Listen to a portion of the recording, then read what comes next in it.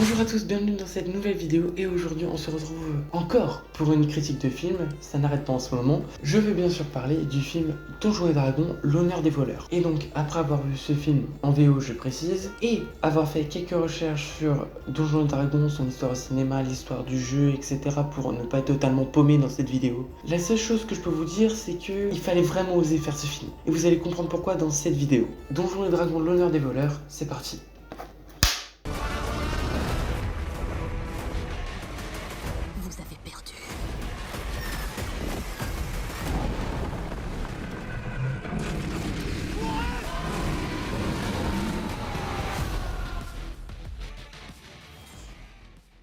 Ok, avant de vous lancer sur l'histoire de Donjons et Dragons, on va revenir un petit peu sur le pitch de ce film, l'honneur des voleurs. Alors c'est l'histoire d'Edgin, c'est un barde qui est voleur, vous l'aurez compris, et qui réunit un petit groupe d'aventuriers un petit peu improbables pour réaliser un casse et récupérer une relique perdue. Mais évidemment, les choses tournent mal alors qu'ils s'attirent les foudres des mauvaises personnes.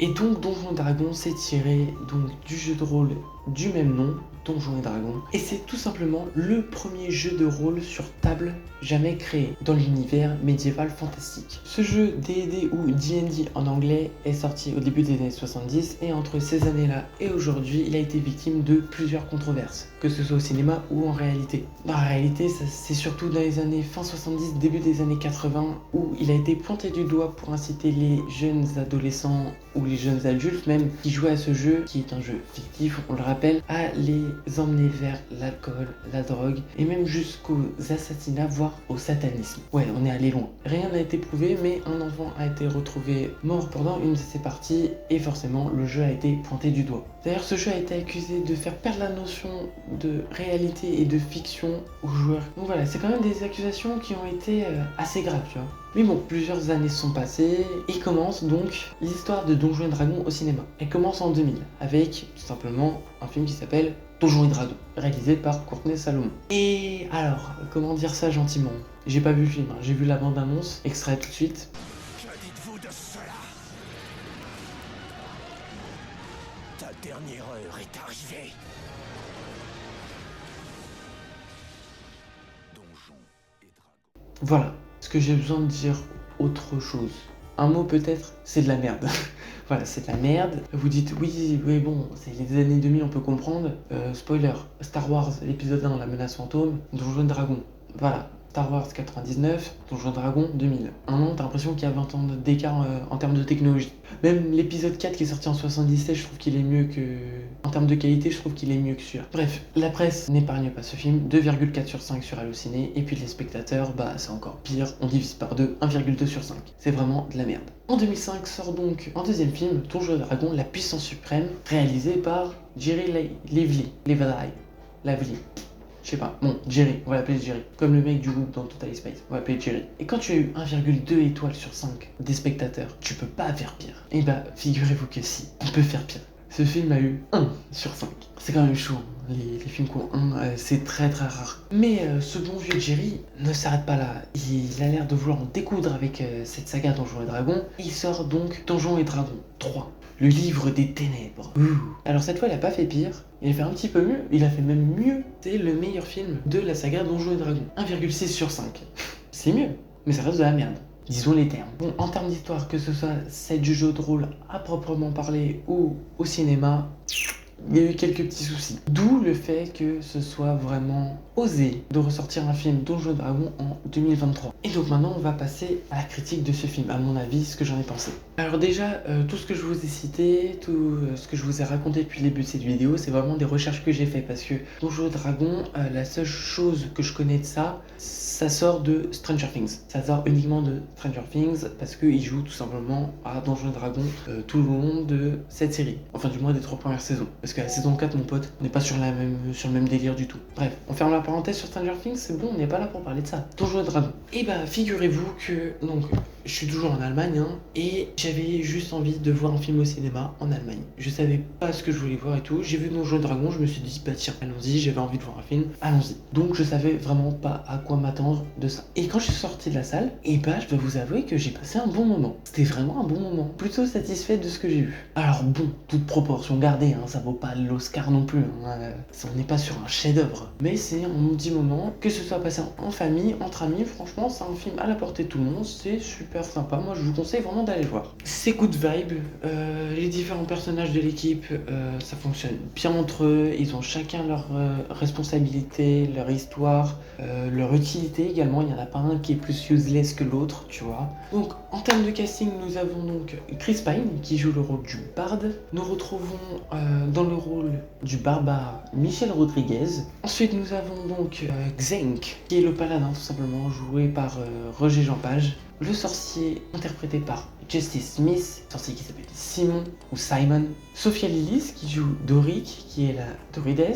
Et après, nous avons donc Hugh Grant qui joue Forge et Dizzy Head qui joue le personnage de Sophina. Et bien que Elgin soit désigné comme le personnage principal, je le mets entre guillemets, vous allez voir pourquoi, de cette histoire, puisqu'on est axé principalement sur sa famille, c'est lui qui a entraîné les autres personnages dans cette quête, et bien je trouve qu'il n'a pas forcément le rôle principal global dans le film, tu vois. Ils ont, comme je le disais, tous chacun leur rôle, et c'est assez équilibré. C'est pas parce que c'est Chris Pine, que c'est Edgin, que c'est le barde qui a entraîné tout le monde dans cette quête, qu'il est un petit peu au-dessus des autres. Au contraire, il est au même niveau, d'ailleurs ils sont tous au même niveau, c'est assez équilibré et c'est ce que j'aime bien. Et par ailleurs, je voulais faire un parallèle avec un autre film que j'ai bien aimé, qui est un petit peu comme ça, et qui m'y a fait totalement penser directement quand je suis sorti de la salle, je me suis dit, mais en fait, ça a une vibe de Gardien des Galaxies. Ça a vraiment une vibe de Gardien de la Galaxie, ce film. On réunit un groupe d'individus qui ont vraiment rien en commun pour qu'ils fassent une mission en commun, qui s'allient, qui forment une équipe, et ça a donc donné les Gardiens de la Galaxie. Bah là, on est exactement dans le même type de truc. Et pour l'anecdote, je vous avoue que quand j'ai trouvé cette comparaison, j'étais en mode, oh, mais trop bien, oh, je vais pouvoir sortir ça en vidéo, c'est génial et tout. Genre, personne va y penser, tu vois, je vais être le seul et l'unique, je vais pouvoir faire une vraie comparaison, tout ça, c'est trop bien. Et puis, je suis allé sur YouTube voir les critiques d'autres personnes qui ont vu le film, notamment celle de Clapman au Plot Time, et ben j'ai eu grandement le seum, parce qu'ils ont fait, oh tiens, moi je trouve que ce film, il a une vibe de Marvel, de Gardien de la Galaxie, tu vois. Et les deux l'ont sorti. Et je vous avoue, quand ils l'ont sorti, j'ai fait, putain, je voulais être original, et non, bordel. Non, bordel, fallait que quelqu'un la fasse aussi, tu vois. Donc voilà, je vous le sors quand même, mais j'ai le seum. Donc à cette équipe, donc comme les Gardiens de la Galaxie, tu ajoutes à ça une bonne dose d'humour, et que je trouve vraiment bien timé. Franchement, c'est mon humour, j'ai trouvé ça vraiment drôle, j'ai vraiment passé un bon moment devant ce film, et non, c'était chouette. L'humour est bien posé, au bon moment. Quand il faut être sérieux, ils sont sérieux. Franchement, c'est très chouette. En termes de scénario, on est sur quelque chose de basique. Ça reste une quête, hein. On a déjà vu, c'est relativement logique. L'origine story est plutôt bonne. Personnellement, elle m'a convaincu, j'ai trouvé convaincante, logique, tout ça, ça m'a donné envie de voir la suite. Mais ce que j'ai surtout aimé, c'est le côté diversifié de ce film. On voit beaucoup de lieux différents, beaucoup d'endroits, que ce soit dans la ville, dans la campagne, dans les limbes. C'est vraiment ultra diversifié, on a plein de créatures différentes, plein de objets, d'artefacts magiques, tout ça utilisé. Un peu comme si on était dans un jeu de rôle, tu vois. Sur ce point-là, j'ai trouvé ça vraiment différent. Cette diversité de décors m'a vraiment plu parce que on restait pas toujours dans un même thème, tout ça. Et le fait d'avoir plein de décors différents rajoute le côté aventure, le côté quête, parce que ça montre qu'on fait du chemin, qu'on traverse différentes épreuves. Donc l'Axus a fonctionné. Et du coup, le côté objet artefact, ça rajoute à l'aspect quête, qui n'est pas relégué au second plan, qui est toujours présent, qui est assez équilibré avec le côté film. Du coup, on a toujours ces petites pattes Donjons et Dragons derrière. On a toujours l'ADN du jeu de rôle dans ce film. Et pour moi, c'était vraiment important. Donc, je valide plutôt. En revanche, alors, ça peut paraître bizarre ce que je vais dire, mais le petit problème que j'ai eu avec ce film, parce que il est pas parfait, là je vous le vends bien non plus, bien que je vous ai dit que c'était pas un Oscar, il faut quand même avouer qu'il n'est pas parfait. Et là où il est pas parfait, c'est tout simplement, j'ai envie de dire, dans sa communication, dans sa bande-annonce. Dans sa bande-annonce, et même un petit peu dans le film à certains passages. Le problème, c'est que dans la bande-annonce, on identifie facilement l'antagoniste. On voit déjà qui ça va être dans la bande-annonce. Et le problème, c'est que dans le film, c'est pas posé comme ça. C'est pas posé comme... Donc oui, donc ce personnage de Sophina, au début, elle fait de la merde, elle fait un petit coup de pute, traditionnel, j'ai envie de te dire. Mais le problème, c'est que dans la suite du film, elle n'est pas introduite comme la grande méchante. Du coup, bah, ça gâche un petit peu tout parce que tu préjettes ce qui va se passer. Tu sais déjà que bah, elle va niquer le game par la suite. Et je trouve ça dommage. Je pense que ça aurait été... Alors c'est une suggestion, hein, c'est ce que je propose moi. Ça aurait été peut-être mieux déjà de cacher ça dans la bande-annonce, de la faire paraître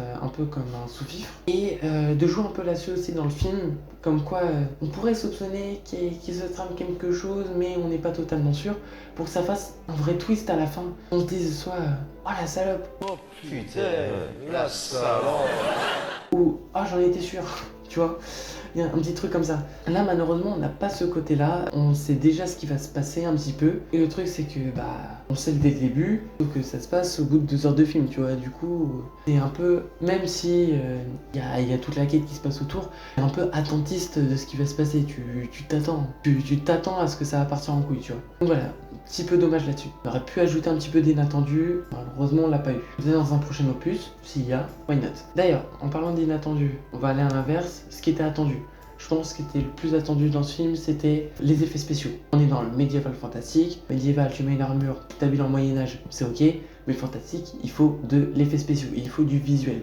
On est en 2023, on a eu Avatar 2 qui nous en a mis une claque, mais monumentale. Tu peux pas te permettre de faire de la merde là-dessus. Eh bien, honnêtement, alors, il y a certains plans larges où c'est un petit peu flou, où c'est pas très net là-dessus. Je sais pas si c'est dû à un manque de temps, un manque de budget ou autre. Mais bon, ça franchement, je laisse passer, c'est pas trop grave. Mais cependant, sur les plans rapprochés, là c'était top. Là, franchement, on a eu de la qualité. Je trouve que les effets spéciaux ne se voyaient pas trop. C'était clean, c'était bien fait. Et les scènes d'action où il y a des créatures fantastiques, elles sont propres. D'ailleurs, qu'on peut voir dans la bande-annonce, un extrait tout de suite. Oh, ça craint.